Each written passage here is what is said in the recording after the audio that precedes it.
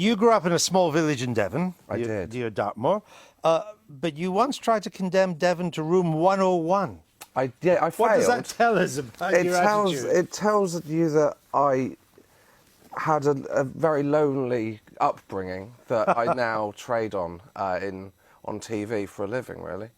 I grew up, I was in school with 4 people in my year. Wow. That's yeah, it.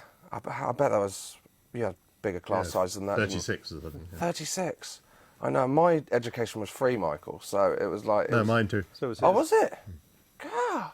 We're all state schools. Are we? Here.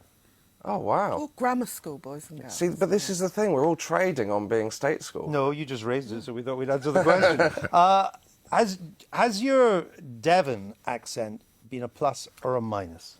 I don't think I've got a Devon accent. I think I've just got I think I've just got a kind of nasal, annoying accent, which has kind of been helpful, because when you've got a kind of familiar accent... I wouldn't have known it was Devon, I agree. No, I don't think it is. It's kind of parochial, but I don't think it's Devon. I don't sound like a farmer. I think that would have held me back. What does a Devon accent sound like? I can't do accents. No? No, but I don't want to offend the whole of a county. The whole of a county? No, not... To which you may have to go back. No, yeah, not again. Which the school may invite you back to present the prizes. Exactly. Well, fingers crossed, Andrew, fingers crossed after If they're this. watching tonight, invite them back.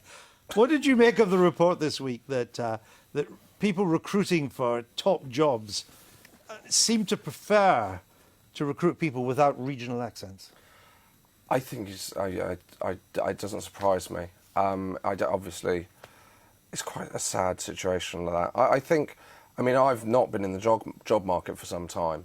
I don't think it ever held me back when I was working in bookshops and stuff like that. But I think it's not a surprise. But I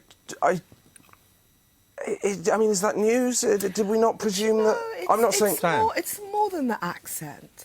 I know a little bit about the liberal professions, politics, journalism, media, marketing, law, and I say quite seriously, it is more about who you know to get on in these professions than it's ever been. Certainly more than 30 years ago when I was starting out. And that's quite a serious matter. It's about who you know. It's partly the rise of the unpaid internship, but it's extraordinary. I came into the workforce at a time when actually having working class accent was almost a ticket to ride.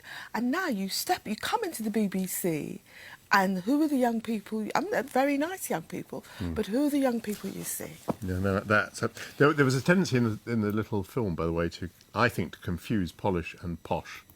I think polish, of course people want polish. Of course they want people who can communicate and who can represent them.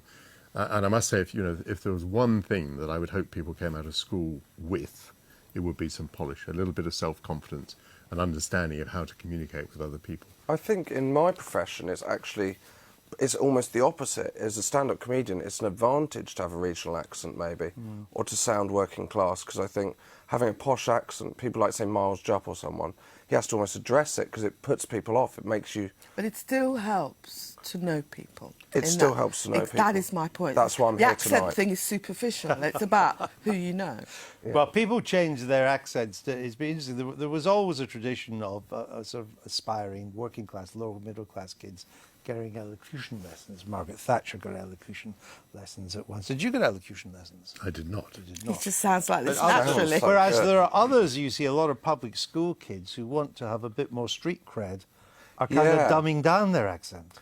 I know, yeah. Or making it sound more democratic. Yeah, well, I think, like, back in the day, people like Ben Elton would have been accused of being kind of estuary English and kind of dropping his vowels to appeal to everyone. And I certainly think, I actually think in industries that if you sound too posh, it can be off-putting to people. I don't think that, I don't think it's a one-way street that the posh you sound is going to help you. I don't think But sounding posh today is different from sounding posh 30 years ago. I mean, when you listen to the BBC announcers of 30, 40 years ago, it's all from a Brief Encounter. It is very different. Even the Queen sounded posher 30 years ago. Yes, she's changed. You think she's changed too? Diana changed. Princess Diana changed. You think the Queen's trying to No, no, And down with the she's not kids. trying She's trying to but get if down. If you listen to the Queen 30 years ago, she sounds extraordinary. Phil the Greek doesn't sound any different, though, does he? I haven't heard him speak in years, Andrew. Oh, he's always calling me with abuse. Oh, is he? Mainly abuse. Well, it's about who you know, isn't it? That's what it is. Or who you'd like not to know. Are we still a bit, as George Bernard Shaw said, kind of that almost unique in Britain? It's not like this in France. It's not like this in America. It's not like this in Germany. Obsessed that with class. we're obsessed with class, particularly through accent. Yes, I do a show with an Australian, and whenever the concept of class comes up, he can't believe how obsessed we are,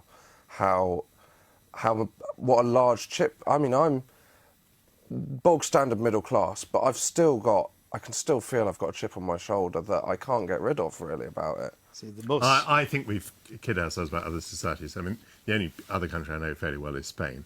I think Spain is at least as snobbish as Britain. is it? Yes, these high Spaniards. I think it's because Australians haven't got an upper class, so they're fine. Really, you should speak. But you see, Americans. You should have spoken to Rupert Murdoch's mum. It's about who you know, isn't it, Andrew? Exactly. What are you up to at the moment? I'm on tour from September, Yeah, and we're back on Channel 4 on the last leg next Friday from 10 p.m. next Friday, Channel 4, 10 I p.m. think so, yes. Excellent. I look forward to that. George, thanks for being with us. Oh no, thank you for having me.